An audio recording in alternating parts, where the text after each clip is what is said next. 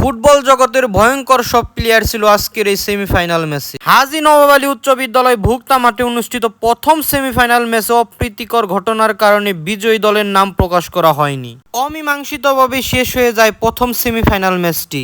আজকের এই খেলা দেখার জন্য কিন্তু হাজার হাজার দর্শক হয়েছিল। আজকের এই খেলায় দুই দলের পক্ষে কোন কোন প্লেয়ার ছিল আমি আপনাদের এই ভিডিওতেই দেখাবো, সম্পূর্ণ ভিডিও দেখতে থাকুন। সৈয়দ টিটন ফাউন্ডেশনের পক্ষে প্লেয়ার ছিল সৌরভ দেওয়ান, মারুফ, লিমন, ইলিয়াস, ন্যানি সহ 3 জন ফরেন প্লেয়াররা কিন্তু দোয়া করে তারপর মাঠে নামতেছে। আপনারা খেয়াল করলেই দেখতে পারবেন এই যে একজন আসতেছে ফরেন প্লেয়ার, আরেকজন কিন্তু অলরেডি মাঠে প্রবেশ করার সাথে সাথে দোয়া করতে শুরু করে দিয়েছে। তো দেখুন কি সুন্দর। পাইকরা ফুটবল একাদশের পক্ষে কিন্তু ছিল ভাইরাল নানা, বেনজিমা সহ 9 জন বিদেশি প্লেয়ার। ফুটবল জগতের ভয়ঙ্কর সব প্লেয়ার নিয়েই কিন্তু মাঠে হাজির হয়েছিল পাইকরা ফুটবল একাদশ, যেখানে ছিল 9 জন বিদেশি প্লেয়ার।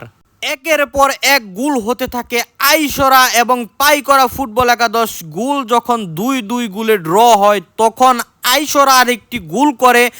অফসাইড জনিত কারণে রেফারির বিতর্কিত সিদ্ধান্তের পরই কিন্তু শুরু হয়ে যায় ঝগড়া, আর ঝগড়ার কারণেই কিন্তু খেলাটি অমীমাংসিতভাবে শেষ হয়ে যায়।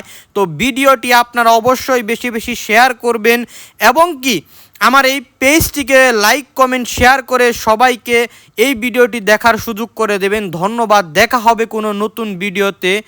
ভালো থাকবেন সবাই।